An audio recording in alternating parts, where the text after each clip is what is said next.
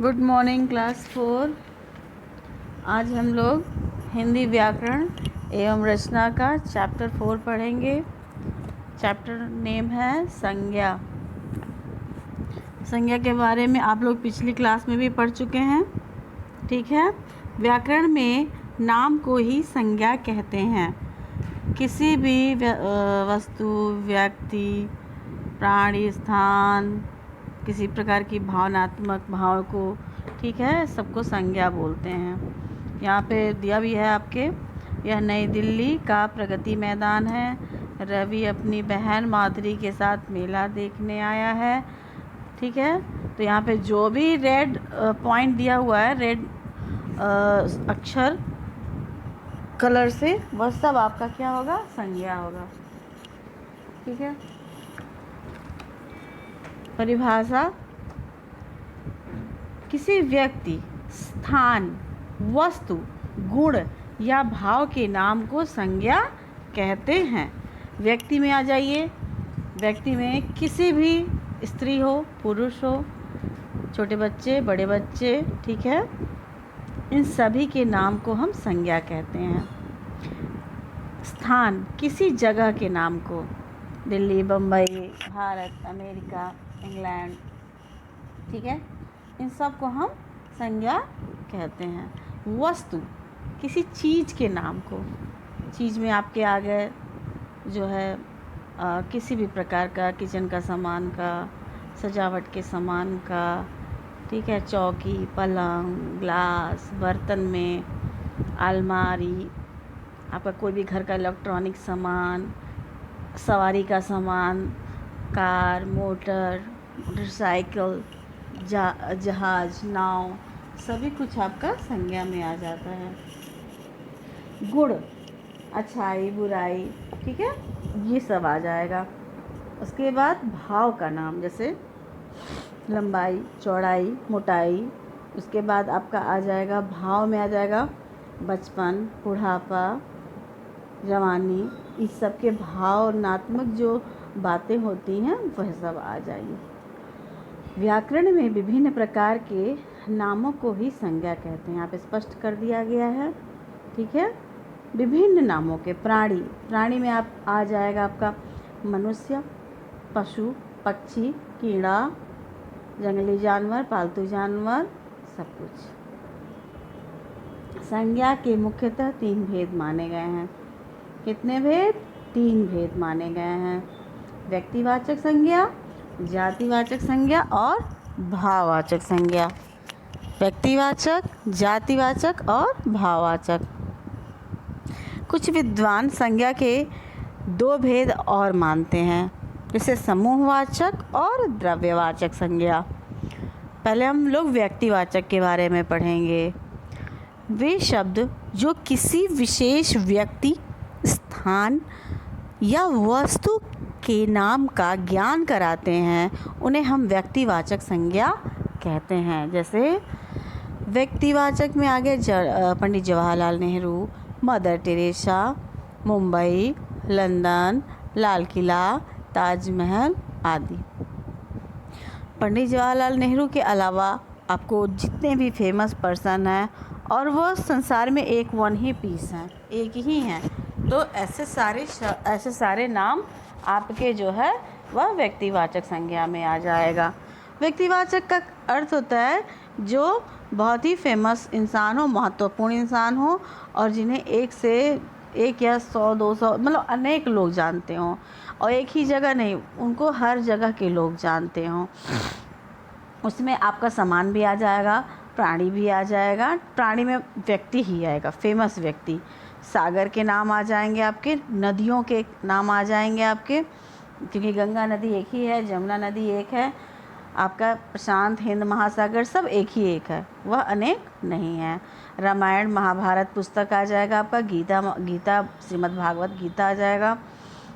और जितने भी आपके देशभक्त हैं, ऐसा नहीं देशभक्त को सिर्फ आप ही जानते हो, उसे भारत और वरन भारत से बाहर के लोग भी जानते हैं उन्हें। आप इसके अंतर्गत आपके प्राइम मिनिस्टर, प्रेसिडेंट, इन सब के नाम आ जाएंगे, पंडित जवाहरलाल नेहरू, ठीक है। अभी जो आपके जो जितने भी प्राइम मिनिस्टर हुए, उन सब में व्यक्तिवाचक संज्ञा आएंगे। ठीक है, अब आ जाइए जातिवाचक संज्ञा के अंतर्गत। जातिवाचक संज्ञा, क्योंकि नाम से ही पता चलता है, कॉमन है, सामान्य है। वे शब्द जो किसी विशेष वर्ग या जाति के प्राणियों अथवा वस्तुओं का बोध कराते हैं जातिवाचक संज्ञा कहलाते हैं। जैसे पत्ता, एक पत्ता तो है नहीं, पत्ते बहुत सारे, हर पेड़ों में पत्ते होते हैं। तो पत्ता, मान लिया आपके टीचर बोलेंगे कि पत्तों का आप एल्बम बना के लेके आओ, तो आप एक ही पेड़ का एल्बम थोड़ी ना बना के लेके आ जाओगे, आप तो अनेक प्रकार के पत्तों का एल्बम बनाओगे। ठीक है, उसमें अमरूद, केला, गुलाब, मतलब जितने भी फूलों के नाम के फूलों के पत्ते होंगे, तो आपका ये सब आ जाएगा। तो एक वर्ग नहीं आता इसमें, अनेक आ गया ना। जाति समझ में आया। घोड़ा, तो एक घोड़ा तो होता नहीं है, घोड़े तो बहुत सारे होते हैं। हाँ, उसी में कोई स्पेशल होता तो अलग बात है। जैसे हाथी में आ जाएगा ना, एरावत हाथी अगर लिखा होगा तो वो आपका व्यक्तिवाचक हो जाएगा, जातिवाचक तब नहीं रहेगा। सांप, पर्वत, ठीक है, ये सब आपके जातिवाचक आएंगे। जातिवाचक पे एक ही चीज़ ध्यान दीजिए, ये सब कॉमन होंगे, सामान्य होंगे। ठीक है, किसी भी स्त्री, पुरुष, स्त्री में आ जाएंगे किसी भी स्त्री का नाम, लेकिन वो स्त्री फेमस नहीं होनी चाहिए, ऐसे स्त्रियों के नाम आएंगे। ठीक है, बस पुरुष भी बहुत फेमस नहीं होना चाहिए। और ऐसा नहीं है, जब स्त्री बोलेंगे तो एक स्त्री नहीं, बहुत सारी स्त्रियों की छवि आपके दिमाग में आ जाएगी। भाववाचक संज्ञा, वे शब्द जो किसी व्यक्ति या वस्तु का गुण, धर्म, दशा, स्वभाव आदि का बोध कराते हैं, उन्हें हम भाववाचक संज्ञा कहते हैं। जैसे सुंदरता, अमीरी, बुढ़ापा, ठीक है, बचपन, जवानी, ठीक है।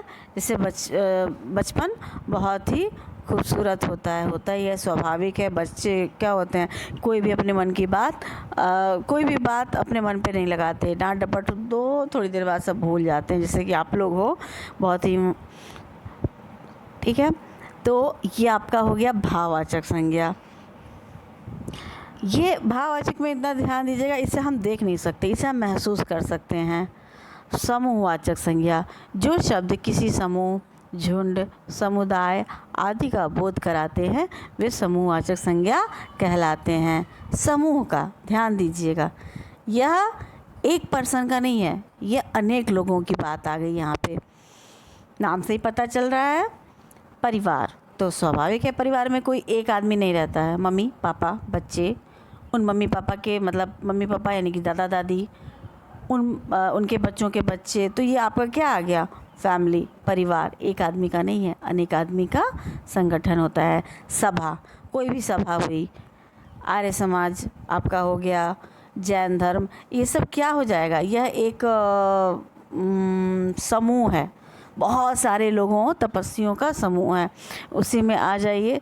कहीं सभा होती है, इकट्ठा होती है, कहीं नेताजी क्या करते हैं, सभा को संबोधित करते हैं, तो वहाँ पे एक दो नहीं असंख्य लोग होते हैं। नेक्स्ट में है कक्षा, कक्षा में एक दो बच्चे नहीं होते हैं, अनगिनत बच्चे होते हैं। मतलब कक्षा में अनगिनत करने का मतलब 30 है, 40 है, 50 है, 15 है, पर एक से ज़्यादा होते हैं, 5 से भी ज़्यादा होते हैं। भीड़, अब भीड़ की बात की जाए तो मेले में बहुत भीड़ थी, तो स्वाभाविक है कि वहाँ पे आप काउंटिंग नहीं कर पाओगे, गिनती नहीं कर पाओगे। दल, अब जैसे हमारे राजनीतिक दल हैं तो उसमें बहुत सारे लोग हैं, तो यहाँ पे क्या हो जाएगा, समूह की बात हो जाएगी, असंख्य लोगों की बात हो जाएगी। द्रव्यवाचक संज्ञा, वे शब्द किसी ऐसे पदार्थ का बोध कराते हैं जिससे अन्य वस्तुएं बनाई जाती हैं, तो वह शब्द द्रव्यवाचक संज्ञा कहलाता है। जैसे कि दूध, ऊन, चांदी, सोना, तेल, दही, लोहा आदि, इन्हें हम मात्रात्मक रूप में लेंगे।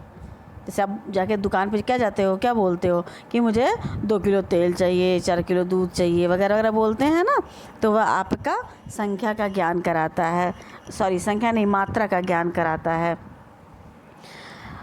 या किलो के हिसाब से भी, मतलब आप सोचोगे तो किलो के हिसाब से भी इसको हम बोल सकते हैं हम लोग।